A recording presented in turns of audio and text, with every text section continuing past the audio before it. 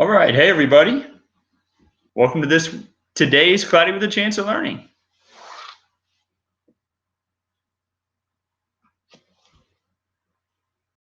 Oh, Friday. I'm in the Bill, digital I'm center. sorry. I had your mic down. My bad. Oh, you're We're good. on now. Now we're on, loud and Yeah, we're clear. It's all good. good. Hey, man, there's a lot of technology going on here, so thank you very much for all you're doing from the Wilson compound. It's an undisclosed location No somewhere problem. near the middle of the earth, right? Yeah, yeah. We're actually. I'm going to give you a more precise location. We're somewhere in San Antonio right now. So All right. Okay. I'll let you Nice. know. Secret compound.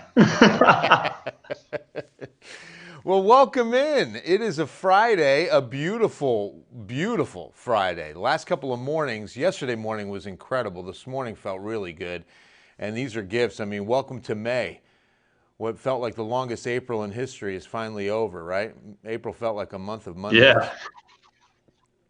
it How you really dealing with did. how you dealing with the quarantine? You've been doing a lot of work at home. Yeah, I have. I've been working on two computers at work, on two computers at home. So basically, we're connecting to the computers at work from home. It's amazing what technology can do. Kids at home, just to let you know, knowing technology can really take you far. And you may need it one day because having to do this has been a trick. And you should always have friends that are engineers and in the IT department. We have got a great crew here that's really helped us out, and this would not be possible without them. That's for sure. It's the truth. No, we're unparalleled. And I remember when the WSI folks said that our engineering team was the best they've worked with. And I don't think they say that to every television news station because they're the largest in the business. And when we installed our current system, they were so appreciative of our engineering staff who goes above and beyond. We've got a Yeah. great group of people here. So you see behind me the Ozone Action Day. This is an Ozone Action Alert Day. You know, they used to call this Air Quality Health Alert because this has to do with air quality and what's going on with our air quality across San Antonio. So here's what happens. In this kind of a weather pattern, we get a lot of sunshine, a lot of heat, and it's all due to high pressure. So it's a very typical weather setup in South Texas, okay? And what happens, air quality will always affect how we live and how we breathe, especially those of you sensitive to air quality. And those are going to be asthma sufferers, anyone who suffers with COPD. In fact, it's any kind of respiratory issue. So here's what happens. The most common form of air pollution in San Antonio is ground level ozone. Remember, I always like to say that ozone is good up high in the stratosphere. It's very useful in protecting us from the ultraviolet rays of the sun, but it's bad nearby. So good up high and bad nearby. You don't want to breathe this ozone, okay? You definitely want to have a protective layer, but you definitely don't want to have bad ozone to breathe in. And it's cooked up because of warm sunny days and when the afternoon heat is combining with the chemicals that are mixing in the atmosphere. So the chemicals that are mixing, that has a lot to do with what is produced by our ground vehicles, our factories, just everything that's going on. Emissions, if you want to give it an overall view. Now, let's break down air quality before I show you that little formula as to what cooks up the bad ozone on a day like today. It's measured in a numeric value. You can see 0 to 50 stays in the green, which is a good air quality. It's considered satisfactory. Pollution poses little to no risk to human beings. Then we get into a yellow category. 51 to 100 is the numerical value. It's a moderate reading where it's acceptable, but the pollutants might be a moderate health concern for a very small group of people, you know, usually the highly sensitive, the COPD, the asthma, okay? That's really the sensitive groups, which are also considered in group 3, which is orange, okay? And this is where we spend most of these air quality health alert days, or these ozone action days, is a forecast of an orange level where we're going to get that numeric value over 101, and it's going to be unhealthy for the same sensitive groups that mentioned in the moderate reading. So you might experience the health effects, and the general public likely to be affected. So this is going to be when you're outside for any great length of time, especially between 2 and 6 p.m. Those are the hottest hours of the day. So it's typically when the heat is highest for the afternoon that we're going to be cooking up a lot of that bad ozone.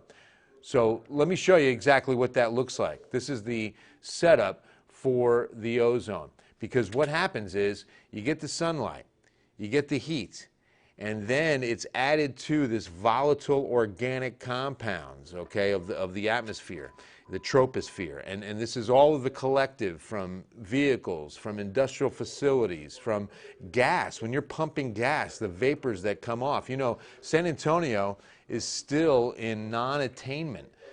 And that's the classification that a lot of cities are already in that have those special nozzles. Like when you get gas in Houston or in Dallas, you'll notice that those nozzles are over. There's like a second nozzle over the gas pump. We don't have those here. And this is the reason why, is because they have not put us into non-attainment. I always get confused if it's attainment or non-attainment, but either way, we're one of the biggest cities in the country that has not fallen into that and gotten those protective. And it changes things, you know, because you not only get those protective things on gas pumps, it changes how you get your car inspected. You have to have certain emission standards on your vehicles. I think they're testing for that anyway when your cars are inspected here. And then the chemical solvents that are in our atmosphere, all with that daytime heat, that adds up to bad ozone. And that's what we do not want to breathe, okay? That's what can be very hazardous to our lungs and to our respiratory systems. Now here's what's really cool. We've got an air quality live graphic here that's going to show us the current air quality in our urban centers. Now notice that if you go to Dallas, you're in the moderate category. You go to Houston, you're in the moderate category. Even Beaumont, Texas is in the moderate. You see it just up there near Sabine Pass on the border of Louisiana and Texas. But for San Antonio, we're in the good category. So as of now, and this is what we're expecting to see change, we're okay. But as we get into the afternoon hours, a little more heat, that could change. And Bill, this morning we were under a moderate category, even during the noon show. And I think we're at about 48 right now. Remember, 50 to 100, that's when we dip into the more moderate, and we could see that get even higher, just like what you were saying a moment ago. I'm sorry, Bill, I didn't mean to cut you off there for a moment. But No, I'm glad you did. Yeah, because it changes throughout the day, and that's a good indicator, isn't it, about how heat affects this. Yeah, and again, the heat and the sunlight is so important. You just showed it on the graphic here just a moment ago. And then the fact that more of us are out during the day. As the day goes on, some of those pollutants could start to build up at the surface, the sunlight, the heat, all of it comes together, and then we see that increased level of ozone possible as we head into the afternoon. So this is a very useful graphic you're looking at so that we can measure that air quality throughout the day.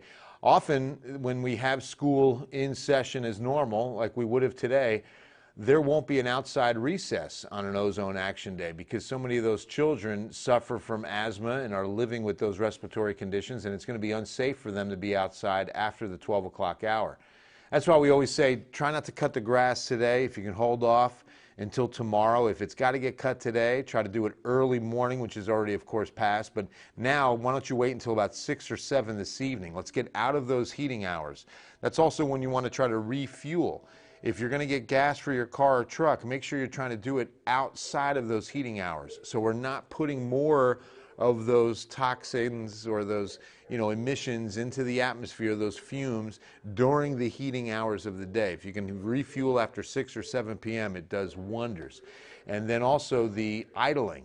I think that's one of the issues that we're getting a lot more of now too, right, Andrew? Because people are doing curbside pickups and sitting at drive-thrus more than ever. Yeah, and it's going to be important to turn those cars off and try to let the emissions go down around you.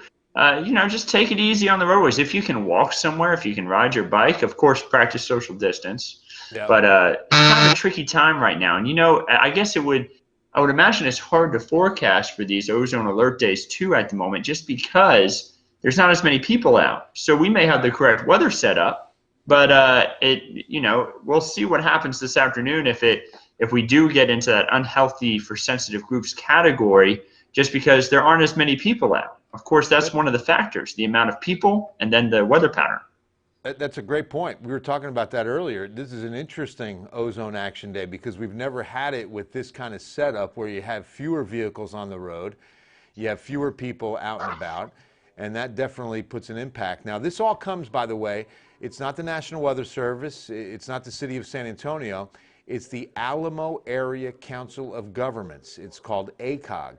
And that's who we get an email from day prior. In fact, it showed up by about 2, 3 o'clock yesterday afternoon that today would be an ozone action day. And as I mentioned, there were I want to say about 4 or 5 years ago, they changed the name to Air Quality Health Alert Days, just to give us a little bit more of an idea as to what it is. But it was pretty short-lived. They went back to Ozone Action Day. I'm not sure if enough people weren't responding to that new term. But Ozone Action says, okay, we got to take action, which again, to take action means just try to reduce emissions in your world. And again, today, given the current situation, there's never been a better opportunity to reduce emissions, as a lot of people are just staying home. Yeah. You're not going to be out in your vehicles. Yeah. It'll be easier today than ever. So that'll be interesting to read into, like how it affects the afternoon's air quality, You saw the moderate Yeah. leads at Houston and Beaumont, but we'll keep an eye on San Antonio. And this is very typical. For those of you who've grown up here, have been here for years, you know that ozone action days are no stranger to us this time of year. This is a little early because this summertime high is a little bit on the early side. We're talking about the upper level weather patterns, and here's this ridge. You see that kind of bell shape? When you get this kind of bell curve over top of us, that's when an upper level ridge is forming, okay? It's not a very pronounced one. Sometimes you'll get it even higher. It'll nose up into the southern plains, and that's when you get what we call an omega block, where you have this high pressure dome just blocking everything, and the jet stream is parked way up to the north. All the storm systems come out of the west. They're deflected north of Texas because you get this huge dome, what I've heard termed as the high pressure cooker aloft. That's my favorite way to put it, because it's a cooker. And it's like everything underneath is just getting baked, and we can fall into this weather pattern for weeks at a time during the summer months.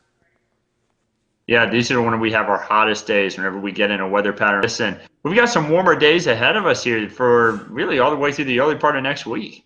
I was going to say, this is a little early for us to do #HydrateUp, but that's going to be the social media call. Look at this 7-day forecast. It starts out with a really warm weekend and beginning to next week. Remember, temperatures this time of year, we should be right around the mid to upper 80s tops, and we're going to go 10 degrees above average for the next 4 days, which, that's kind of flirting with what's officially considered a heat wave. No chance of rain until maybe Wednesday afternoon. That's kind of the hit or miss chance, but definitely a chance by Thursday and Thursday night of next week. So it'll be a while before we even have an opportunity of getting some rain. Yeah, the sprinklers are going to be working overtime for the week ahead. Yeah, the aquifer's in good shape. We keep a steady eye on our aquifer level. This is the J17 well. In fact, that's a good future topic for our KENS 5 Cloudy with a Chance of Learning Weather classroom, is the aquifer, how this all works. What is the aquifer? Who's this Edward guy anyway? But no, it's the same name. There's Edwards County where you see Rock Springs all the way out to the west. Rock Springs is the county seat of Edwards County. Edwards County is part of the Edwards name that gets the aquifer, which you can see on this graphic. It shows you the exact drainage area, the recharge zone in blue, and the artesian zone. This is what's called an artesian well. We won't get into it all now. But this level is from the J17 well, which is out at Fort Sam Houston. And right now it's at 665.5. That's a good, healthy number. The May average, which of course begins today. So we're just a couple of feet below that average. The 10-day average is the important number, 668. So if that falls to 660, we go to stage 1 water restrictions. And if you remember, last summer was the first summer in years that we did not even go into stage 1. Well, that was unheard of. I mean, almost every summer you can count on at least stage 1, sometimes stage 2. Haven't seen a stage 3. But a stage 1 is almost every summer, and we're only 8 feet away from it right now. So we start hitting these dry spells, and this aquifer reading, it starts dropping like it did in the last 24 hours, about a foot a day. And then before long, Ooh. we're at 660, and here come water ring restrictions. Yeah, and for those at home who may be saying, what is an aquifer? Well, it's actually where the water is stored underground. So imagine, think of it like a lake underground, I guess you could say. The water will go up and down depending on how much water is used, especially by us here in South Texas. But this aquifer actually extends well off to our north. There's actually a cave up in Georgetown, Texas, which is along I-35, just north of Austin. And on the cave tour, they'll talk about how the aquifer will sometimes fill way up and it will actually flood portions of the cave. So it's kind of interesting. If you go down to any caves in South Texas, I guess if the aquifer were able to fill up, if the cave was deep enough, the aquifer, you'd actually start having water come into the cave. It's really fascinating. It really is. You know, one of the best ways to get a look at it or an idea of it, because you can't, they won't let you go into the real aquifer, but you can go into Natural Bridge Caverns and get kind of an idea as to what is going on. And the Natural Bridge Caverns, there's new areas all the time. That's why if you talk to a geologist, some of them kind of giggle about stage 1, stage 2, and any kind of concern about the amount of water down there, because they'll tell you that there are lakes of water down there that we have yet to discover. Okay, and that there's really no Yeah. worry. But as you have one of the fastest growing cities in the United States, in fact, quite often we are the fastest growing city in the United States, we're putting more of a strain on this water supply, okay? And so you only have X amount of gallons of water, right? And as you get more and more people and more demand, well, you've got to start looking at conservation, because I love what I heard years ago. Conservation is a water source. It's a great way to kind of look at it. If you're conserving water, you're producing a source of water. Hey, big shout out to the Mars. Love Mackenzie, Drew, of course, Christine and Andy, good family friends of ours. Glad you're here. Matthew says, never mind. What was that? Oh, that noise. I think I know what you're talking about, Matthew. I heard it too. I had enchiladas last night. Sorry. No, I'm kidding. Man, I haven't had enchiladas in a long time. Now that I just say that, I just got hungry. I love the. Go ahead. Yeah, I actually had enchiladas the other night. I had Oh, the HEB brand and made them in the oven. how'd you like I them? think I'm They gonna come do it out again. good? I had missed enchiladas. I was dying for them. I love enchilada verde. You know, with that That's what I green had. chili sauce. That's my favorite. Yep, that's what I had. See, perfect. Look at you. See? Oh yeah. All right. And Matthew, his birthday is this month. Happy birthday, Matthew. He's a May birthday. All right. Addison's Yeah. here. I think we've got a picture from Addison coming up today, too.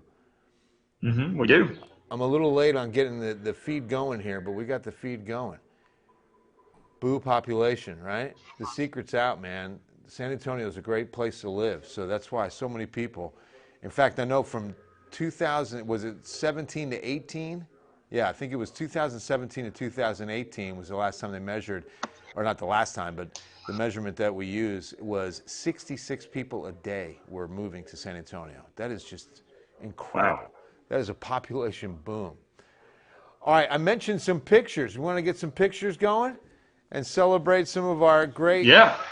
family here at Ken's Five. You know, one of the neat things about what we're doing here is getting the learning out and about. And there we go with Andrew. We've got an awesome looking picture here. Is that a tornado? I've got to get a closer look at that. Yeah, I would say that's a tornado. I don't know if Andrew's Nice. 13, though. He looks younger than 13, doesn't he? Looks good for He 13. does look a little bit younger than 13, but great photo of a tornado, Andrew. Absolutely. In fact, that's going to be a big topic covered next week. Paul Morellis wants to dive in to the vortex and how tornadoes form. And, you know, we're seeing more, thanks to technology, we're seeing more tornadoes than ever before. And it's, again, it's not because there's, you know, just an increased amount. I mean, we've always had tornadoes. We just have a higher amount of detection possible. Okay, we're seeing more than we've ever seen before. And thanks to technology, we can watch rotation of these tornadoes and Mother Nature's most violent storm.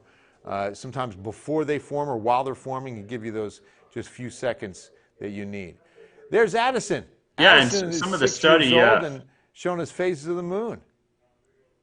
yeah, Addison. Oh man, those are great to see. You know, Megan talked about the moon phases a couple weeks ago. It's very cool to see all those different moon phases, and it's always fun to go out in that at nighttime and look up at the sky and see all the different moon phases. I actually got a picture yesterday too, Andrew, of a great moon shot during the day. You know, sometimes if the sun angle is just right and the moon position in its orbit of Earth is just right, you'll see a really bright moon in the middle of the afternoon. And someone took a picture yesterday, and it was a good half moon in the sky. I mean, it was beautiful.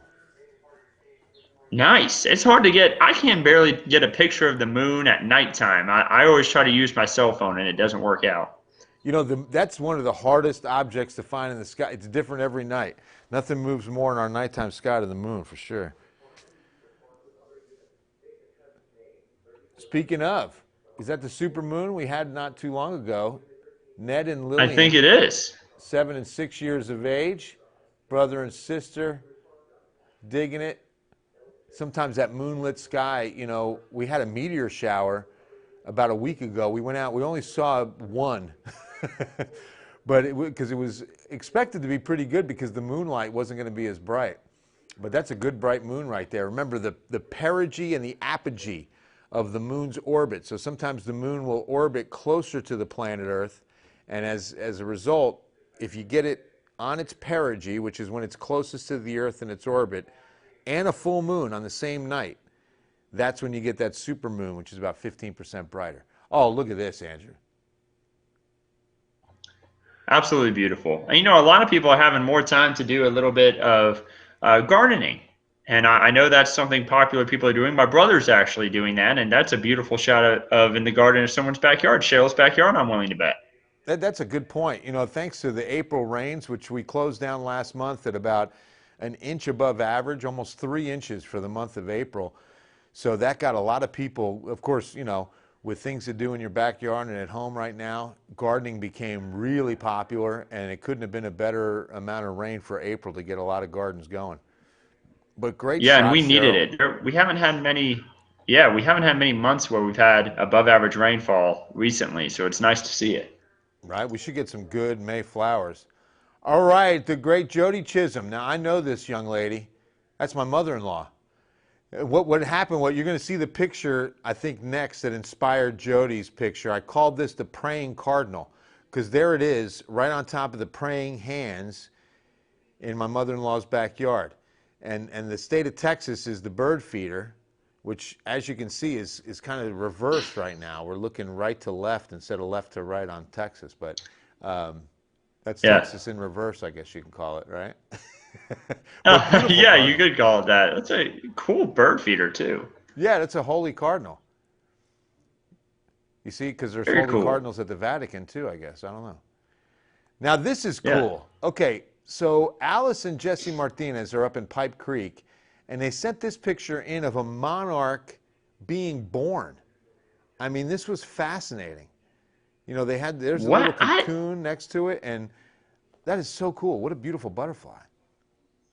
That is amazing. Yeah, we had a butterfly.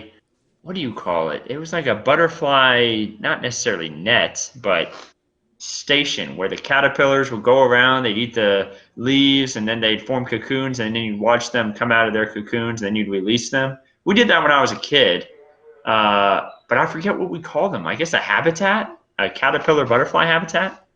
Right, that's really cool to see that though, because you can really watch an interesting, you know, form of life from beginning to end with that. And I know a lot of schools will do that and have, you know, the gardens. And what do you need? You need it's actually poisonous to human beings. It's that milk. What is it called that they feed on? That the butterflies. Is it milkweed? Is milkweed poisonous to Milkweed. humans? I'm not sure though. Yeah, you can't ingest. If Okay. you ingest milkweed, you better get to poison control. Yeah, it's not good. Okay, I'll No, make we sure have I a don't do big, that. I just knew it was milkweed. yeah, I stay never away from tried the to eat milkweed. it though. Okay, this is the picture that inspired Jody's picture because now Jody's got that bird feeder active every day. And she said when she saw this one, she said, "Oh, I got to send you that cardinal picture." This is incredible. John Glass lives out near UTSA, always sending me some great pictures, him and his wife Sylvia. And this is their bird feeder with a painted bunting.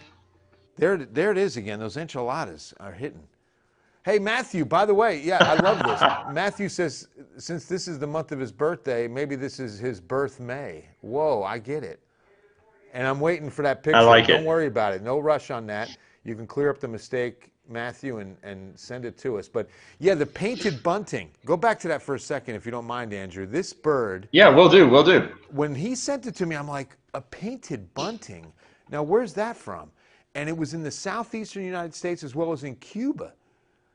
And then when I was talking to Jesse, you know, of course, Jesse Perez, our director here, Andrew, he was telling me he's definitely seen some of these around the area before, too. That you can see these painted buntings, which are just beautiful birds. Yeah, that is an absolutely beautiful bird, and I guess it would be a migratory bird if it's flying in here, but I'm not sure on that. You know, we have such a cool collection of different bird species here in South Texas. Some of them are unique to the area, and it's really neat to see.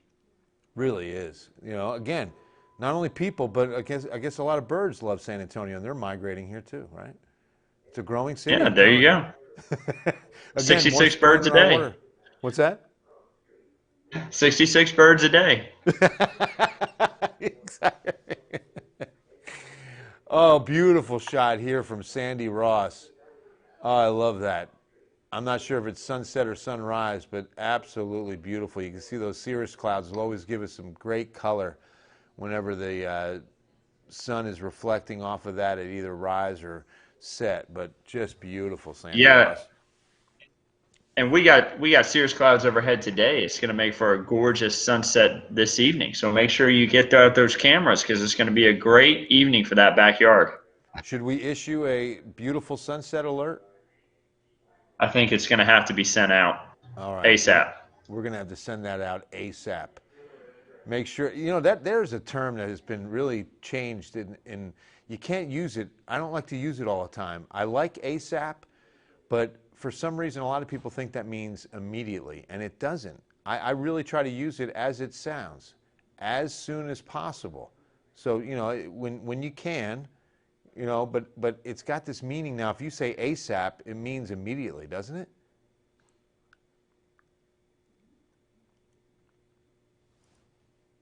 I lost Andrew's audio.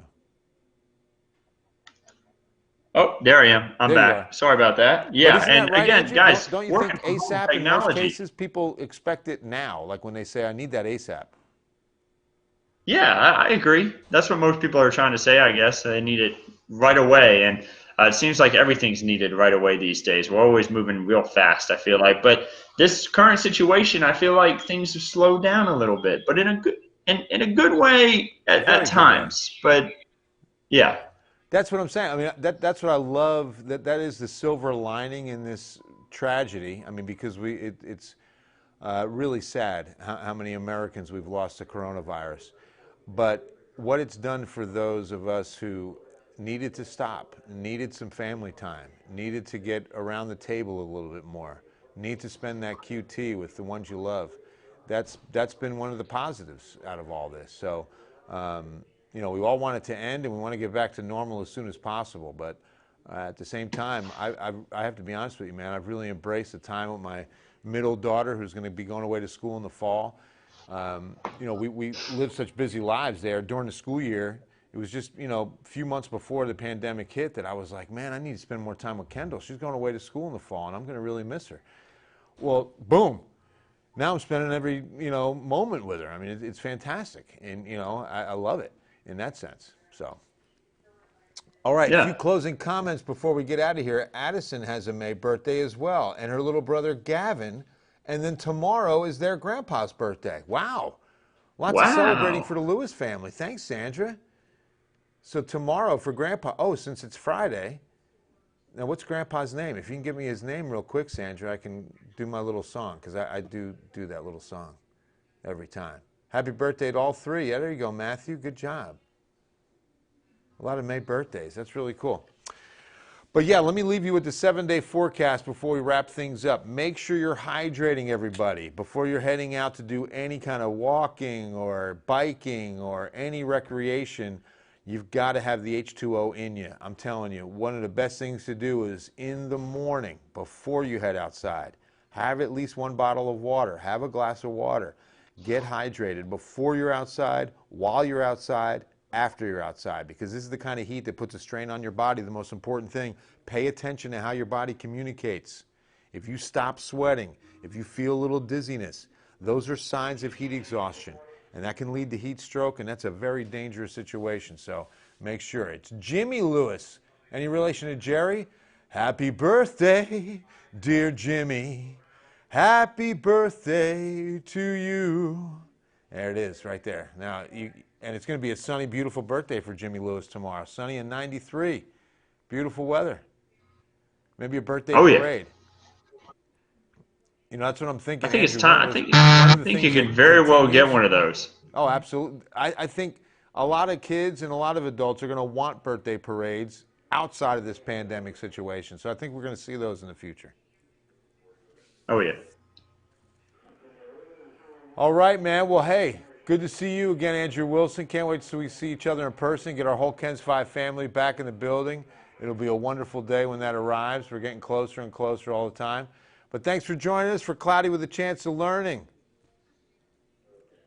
Yeah, y'all have a wonderful rest of your Friday and have a blast this weekend. Just remember, water and sunscreen.